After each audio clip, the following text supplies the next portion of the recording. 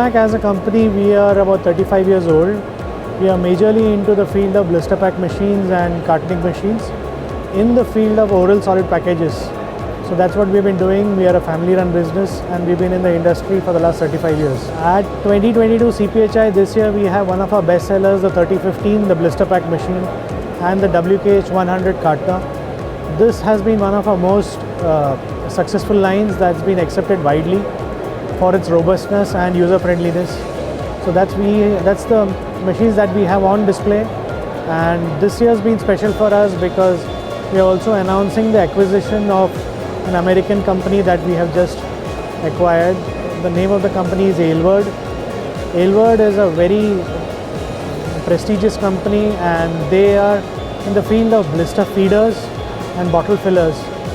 So because of the time constraints, we were not able to get those machines here, but definitely in the next year we should be having the bottle feeders, the blister feeders on display.